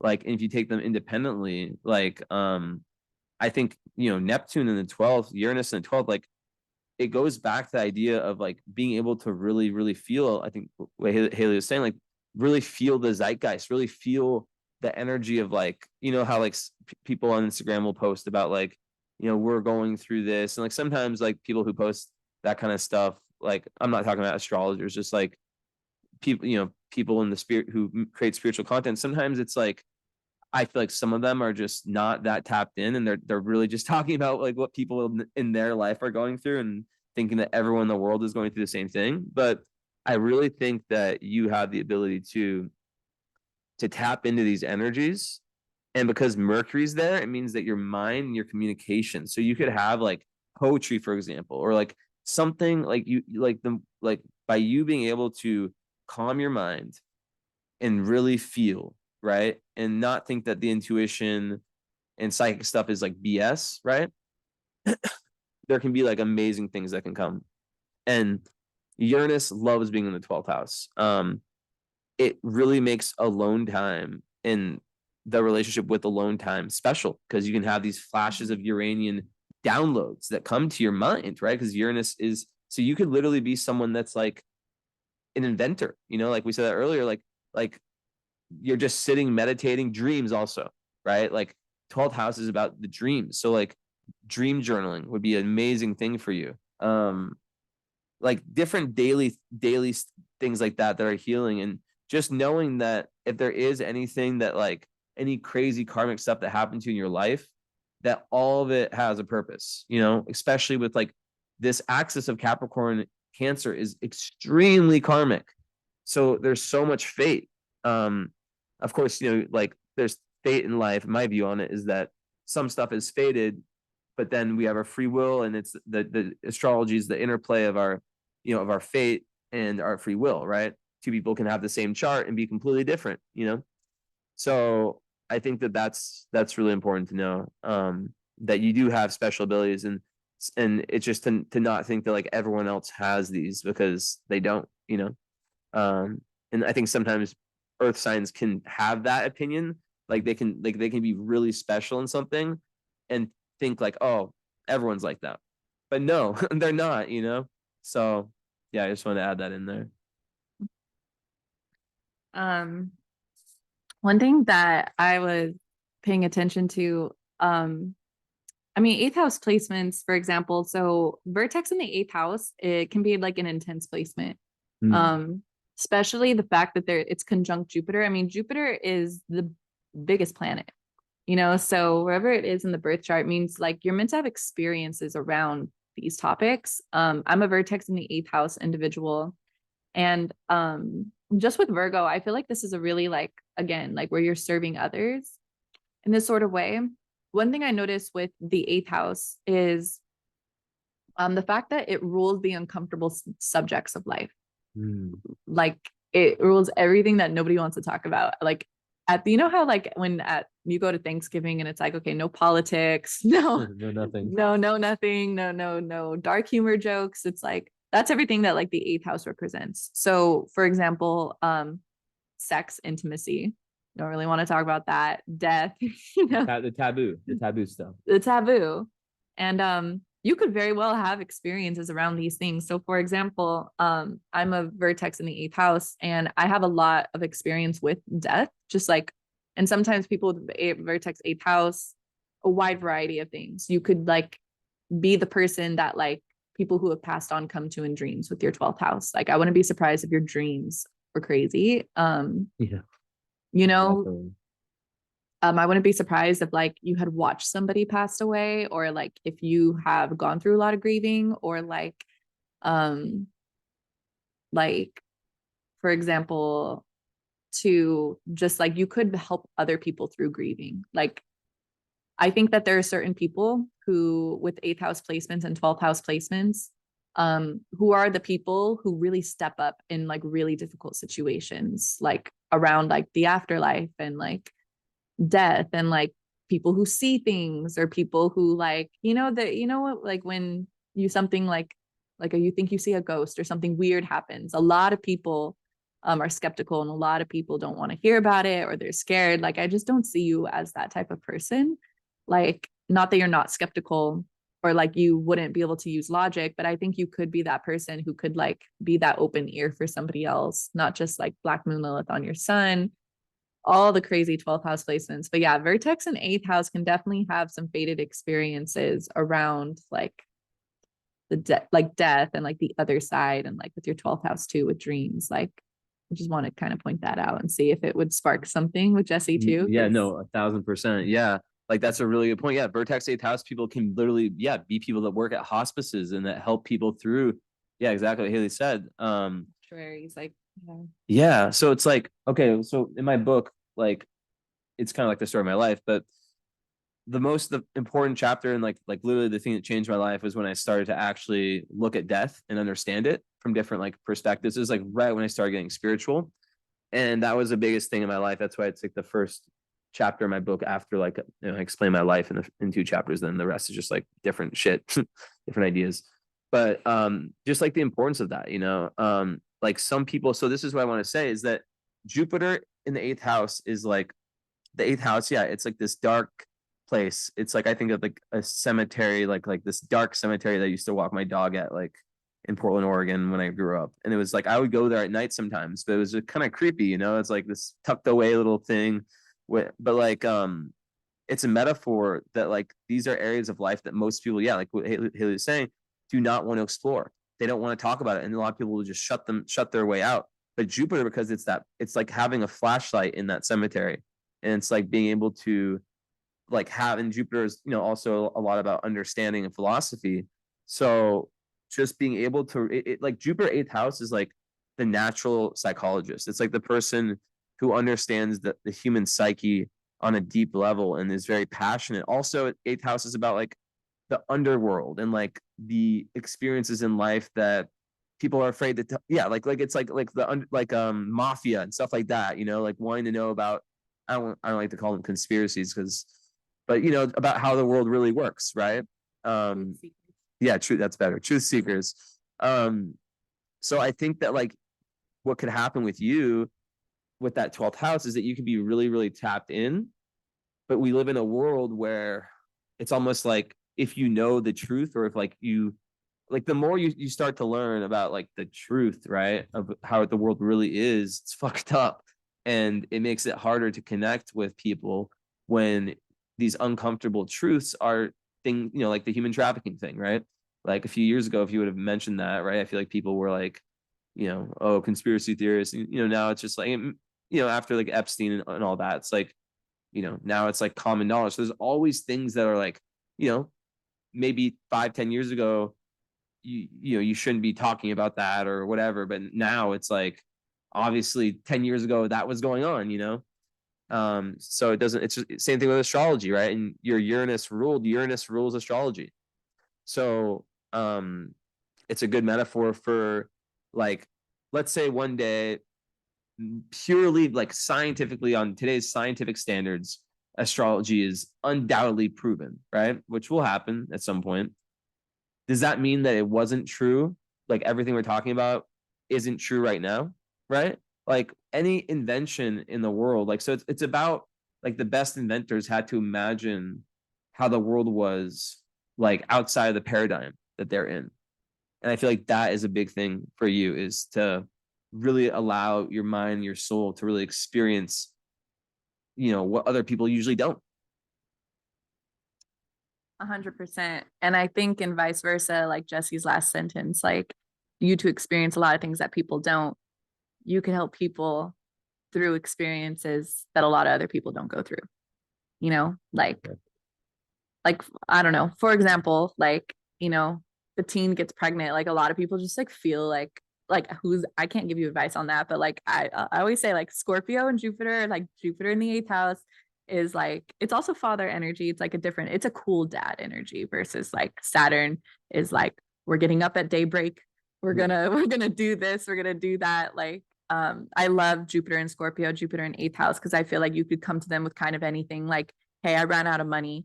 Hey, I'm addicted to this. Hey, I really do this. And like they just kind of like, it's an aspect of life. Like we're not going to act like that's not a thing. We're not going to act like I haven't done the same thing. So it's one of the things I really like, is like, again, eighth house rules over intimacy. And intimacy is not just like cuddling after sex. Like intimacy is like being there for someone in their darkest moments. Intimacy is like, you know, midnight talks, all this sort of stuff. But the eighth house is also power. It's a big thing. Yeah. You know, so with vertex in the eighth house, I have vertex in the eighth house. I've had a lot of experience with like, so I have one person, like an astrologer I love, she said that the eighth house is like, it is how you access your power. So Virgo is you at your most powerful, very discerning, like acknowledging intuition, but also like knowing what you know. Like Virgos are like, no, I knew that was gonna happen, you know, but they're also like logically the facts are this. So like I think that's your power. Also like but the eighth house can be like also that access where it's like we're learning where we give too much of our power away and where we might feel the need to overexert our power, like in finding the balance with that. So like I think with Jupiter there, it's like that is beautiful because eighth house is like with whom is given much power, you know, it can be the self-destructive house. Like, Yeah. you know, so like I think Jupiter there is really, really, really good placement. And with Vesta there, it kind of makes me feel like your power is what is most important to you in a way, you know. And with Chiron and Leo, it's like in this lifetime, like perhaps like your mother, like, or like your generational karma is like people who didn't feel like they could just like stand in their power, you know. So wanted to mention that too. Because like Jesse said, like you're super, super powerful, high level of like ability to be successful, really strategic. Pluto in its sign of rulership, like um eighth house placements, like also South Node on Moon, subconscious power, like um yeah, only person who could stand in your way is you, and that's fun, that's cool, you know. It's good. You have the Chiron in the seventh house, so like there are things that still involve people, which is good. But yeah, like eighth house is the house of power too. Yeah, definitely. Yeah. And there can be like the power versus powerlessness theme. And like I say it a lot that, with people who have lots of like Scorpio, for example, lots of eighth house, strong Pluto, um, it's really about finding that power, like, what is power, right? What is your relationship to power? And I think where some people stumble is that they think, like when one needs to transform, sometimes people push it away and they look for that external power in the world, when really like true power is like the power in yourself, right? Not to sound cheesy, but it's the power to be able to go through shit and be very strong and just go through different experiences in life and say, okay, just like being able to let go. And what I wrote down, I think it's interesting that so your Jupiter's in the eighth, right? And Pluto is in the 10th. So I think it goes to this idea, right, of your expansion and your learning and all that, and your inner transformation being linked to career changes. And then, Mars and Uranus together is super interesting because I just think it keeps pointing, like there's this potential of, with the moon opposite Uranus too, of needing too much excitement, right? And always needing that new thing. So sometimes when people have that, it's very exciting, it's very fun, but grounding is really important. And um, it also goes back to like, Virgo, of like sometimes when they have too high of expectations for themselves, then they project that onto partners and other people. So a lot of the healing is, around being able to just ground and have the situation where it's not perfect. It's never perfect for anyone, but what works for you, being gratitude, basically, right? And I really think a big thing is also just like, how you how you define success, right? I always talk about the physical versus metaphysical value, right? And just really thinking every day, like if you're doing this thing, what is the metaphysical value of it, right? Because we live in such a physical world where it's about the money you make, and of course that stuff is important. Capricorns, get that bag. It's I'm not going to tell a Capricorn to not to denounce like making money, like it's important, but it's also really important to know, because it's 12th house, it's a house of Pisces, which is like, enlightenment and like disillusion, like what's the word? Disillusionment of the ego. What word am I thinking of? Yes, yes, yes. Yeah, dissolvation. I don't know. Dissolving of Yeah, the dissolving of the ego, right? So I find that very interesting. Should I pull up asteroids? Like, oh well, I mean the Atlantis. let's should I pull Haley or Ultra? Let's go Haley. Let me see. Okay, so cool. All right. So yeah, we pulled up some asteroids. What was this one again? Hopi, yeah, Atlantis. So that's more Haley's domain. um, It's on her Mars exact Approximately. degree. Yeah, That's Atlantis. so cool. Okay. Jesse uses like a different system to me. I swear I know what I'm talking about. It looks so foreign on his setup. But Yeah, it's conjunct North Node too. so this is really cool. So I work with, there's like 23,000 asteroids, and I love getting into the consciousness of the different asteroids. I think it's super interesting. So for example, one of the things I really love is like past life asteroids. So there's a good amount of asteroids that were named when they were discovered after famous places, ancient civilizations being a huge section of them. Ancient Atlantis, the lost lands of Atlantis. This is conjunct your Mars, conjunct your North Node, which means that it's opposite your South Node, opposite your Moon, 12th house. Your soul most likely remembers a lot of your genius around um, Atlantis and a little bit about Atlantis. So when people are always like, what's the timeline? Because we're never taught it in school, right? As far as the whole truth seeker thing we were talking about. But I don't know how far into like history you learned what they teach in school, but we learned like the Chinese dynasty, and that was the furthest we ever went back. Yeah, this is.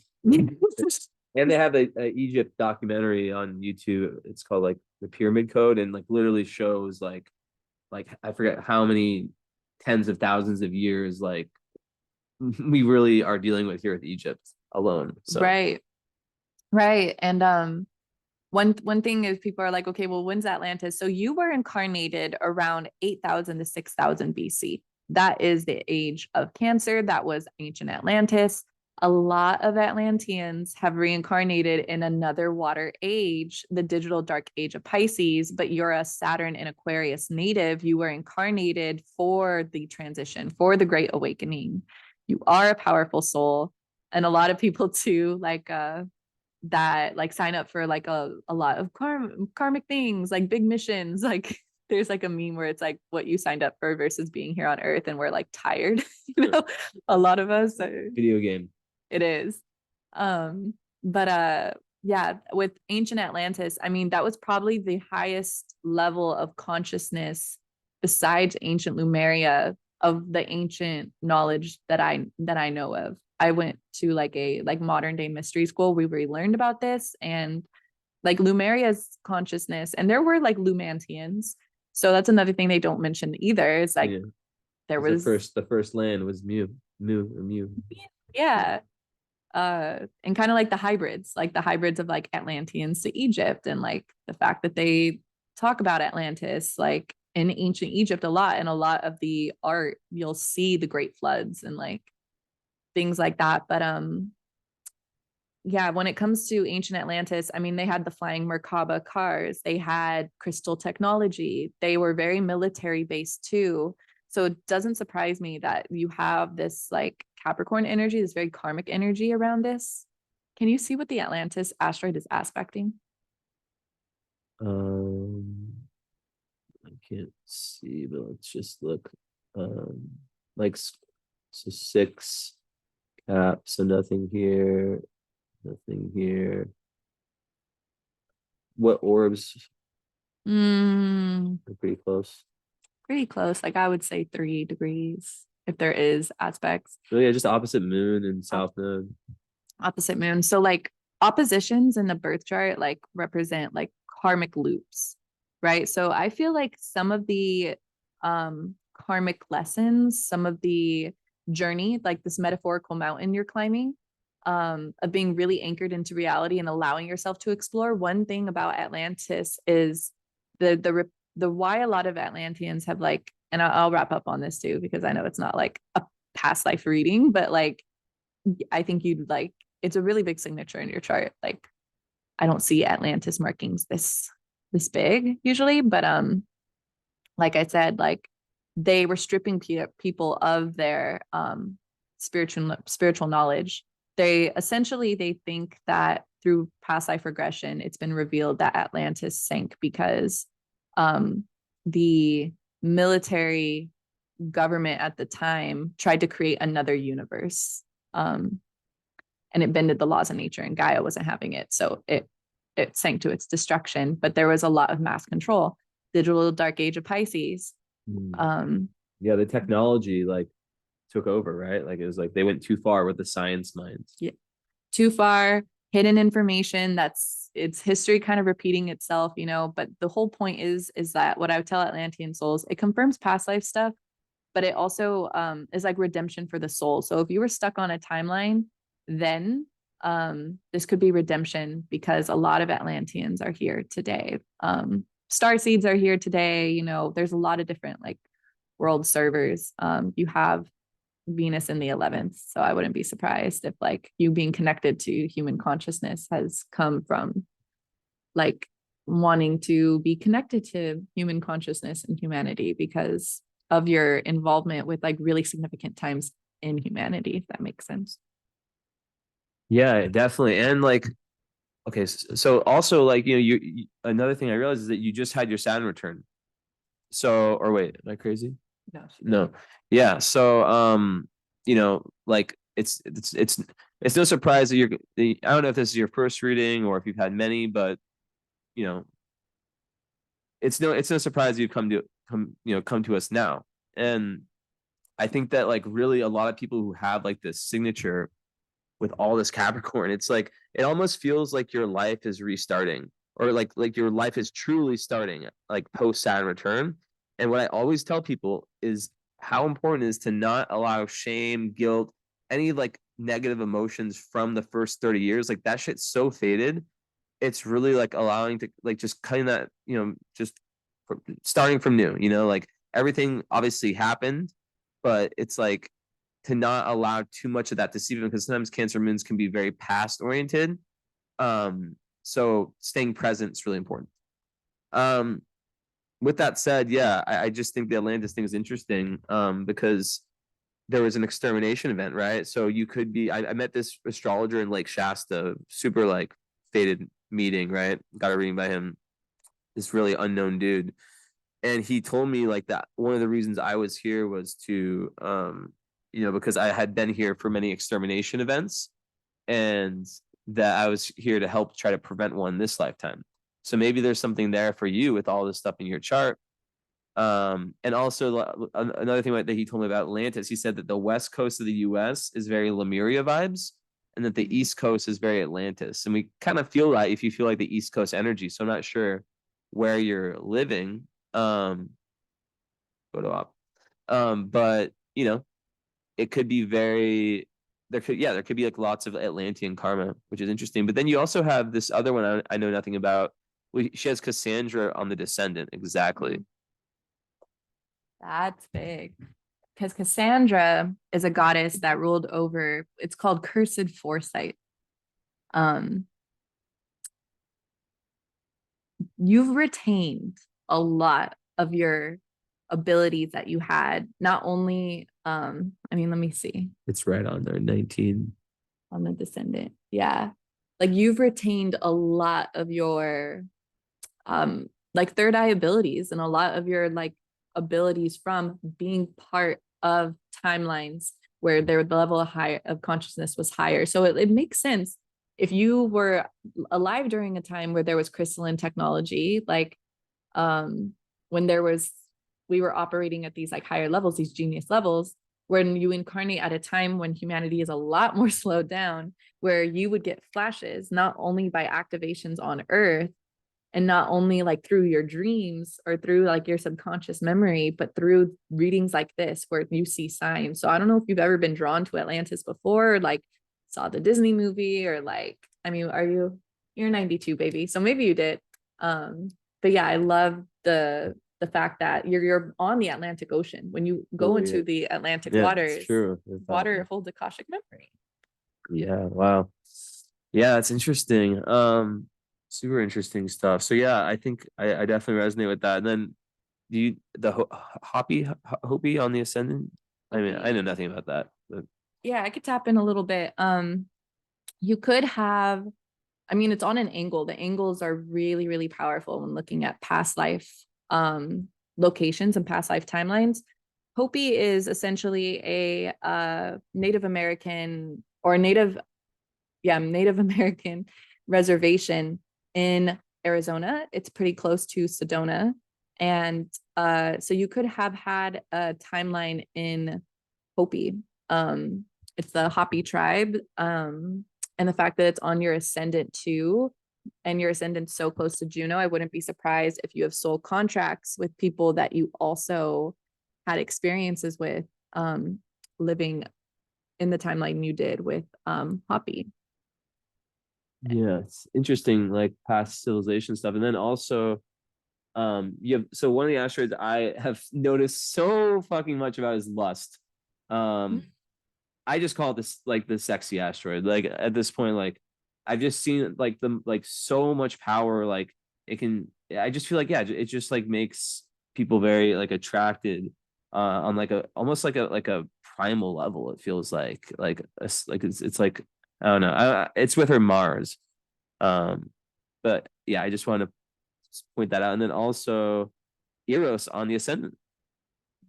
I love that. That's another sign that you could be an artist. Eros is like what makes us passionate, and like Eros is like the Greek version of, or Eros is essentially the same thing as Cupid. It's Aphrodite's son. She's the goddess of beauty and of love, and Eros is what makes us passionate. It's also like sexual passion, you know. So you have Black Moon Lilith on the sun, lust really big too. So I mean, I wouldn't be surprised with Jupiter in the eighth house and Vertex in the eighth house and your Vesta in the eighth house if like your sexual power is like a big thing too, or just like passion doesn't have to be super like just physical. I mean, there's so much to the dimensions of like these different asteroids too, you know. Lust is like, you know, lust isn't even like the act of it. It's like the temptation, the suave, the magnetism, the attractiveness, the alluring qualities. So Yeah, definitely. And then also, so Psyche, we were talking about this before with Jupiter, in I the want to hear eighth. your take on that. I mean, yeah, I just like, to me, it just kind of you know, it just speaks to, I would imagine, just like this expansive understanding and need to really understand the human, like you know, the human psyche, like deep psychology, like how people think, how people are, what their motivations are. It gives me like a mystical vibe too. And then also, you know, yeah, I'm with Jupiter, I'm not really sure. Yeah, I don't know. What do you think? It's kind of, yeah. Um, I mean, psychic to me, I mean, there's so many different like emanations of it. Uh, one thing is that, well, Jesse mentioned this, that like psyche can like be like looking young, like so on Jupiter, but then you also have a Saturn rising. So you could actually like get better looking, I feel like, as Definitely. you Yeah, grow that's up, so like true. And more confident. more confident. Like, I mean, you're a Saturn ruled individual. So after 30, I mean, you could just be like MILF Central. You could be like aging like fine wine. Like, there's so many people who like grow into their themselves, I guess. You're not the peak in high school type at all. But yeah, Psyche on Jupiter. Jupiter is our past life gifts. So you have past life gifts around the Psyche. Again, with all the 12th house placements, this is emanated. So you could teach people how to tap in naturally, I think. Definitely. And then also there's just like an energy. Well, this one is, it's Waldorf. What's it called? Dark Moon Waldemat. Yeah, wild moth lily. So that's on the midheaven. Then when I also think about like Black Moon Lilith in Capricorn, I think of like in an aspected sun, like just like I just yeah, just the importance to not be like maybe too dominant, like, or like too go-gettery, you know. I'm not saying that that's something that you are. I'm just saying like that would be like just one thing that I would look out for. But then you have Antares, you know, it's one of the royal stars. It's like it's 2 degrees to the midheaven, but still, I mean, that's like a like very good for, you know, it's one of the royal stars. So like to have it on the midheaven, you can really have this amazing appearance. Then you have Angel right on the midheaven, right? So it's just like to like the public, you know, to people that don't know you. Yeah, so it's like you appear angelic, right? You kind of have that vibe of like the angel, to people that don't even know you. But then also Antares is like the king or queen of the underworld. There's some badass daredevil energy to that, and it's very good for, you know, success. So yeah. Um, I was gonna say something. Oh, the angel. Yeah, like I mean, I also have angel in midheaven, so I love that. One thing that's like came into my consciousness is that there are like real life earth angels. Like, Yes, for sure. so I've gotten that through like tarot readings, and you could very well be that type of person too. Like, I really think like a Capricorn, like being part water, being part earth, feminine energy, like could definitely be like real life earth angel. I mean, your greatest element is earth, so it's that too. And yeah, Jupiter and Virgo just being like a really helpful person. And like I said, like one cool thing about the 12th house that I always say is like that is like angel-esque energy, because like I say like if all the houses were put on a stage, the 12th house would be the wings of a stage, where the people who are on the wings of the stage, they can see what's going on in the stage, yet the audience and the people on the stage cannot really see what's in the wings. And I think that that's a huge part of life. There's this really deep awareness, very deep awareness of all situations. It's like it's incredible, honestly. But it's basically like, let's say you're at a party, like 12 housers know exactly like kind of where everyone's at. They see the person who doesn't want to be there. They see that girl trying to get at that guy. It's like that's just part of their gifts, is like they're not just solely focused on what they're doing. And you can kind of tell people like that, people who are like kind of like macho or just like wanting to like brag, or just like there's a low level of awareness, right? And then there's people who like have a lot of awareness. And so I feel like being an earth angel is also kind of being able to like sniff out or kind of see like who needs help, what needs help, like if somebody doesn't feel comfortable, like inviting them into like the picture. So yeah. Yeah, definitely. I agree with all that. I think yeah, everything kind of comes together perfectly, and it's just such a beautiful chart. And you have every element present. So I don't have to give you a speech about missing earth or missing water, missing fire, missing air. So you have every element, and yeah, the only thing that can stop you is you, and just being flexible with life. But also, I just feel like there's a firmness mixed with the flexibility that's really, really nice. So anything else? I think I've said everything, and I have my reading in 19 minutes. Oh But yeah.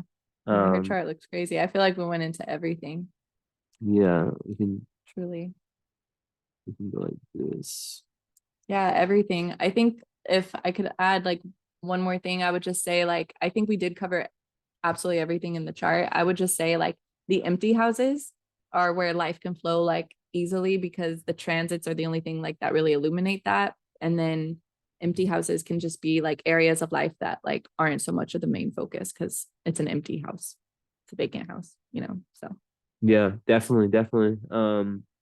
Yeah, it's just yeah, it's kind of like neutral, like not good or bad, It's just anything can kind of happen there. You hold this for a second. I need to do this screenshot. Well, I think we've captured it all. no, it's been a great reading, Gabriella. Thank you so much for your patience with this reading. It's Jesse always says it's an intuitive art, and just being able to like collaborate together is something we love to do. It sets our soul on fire. So like really like all the passion put into this reading was super authentic, and I hope you have a great day or night whenever you receive this, and thank you again for supporting us. Thank you so much. Appreciate you. And I hope this was worth the wait and everything. And yeah, it was awesome. Great time. Ciao. Bye, guys.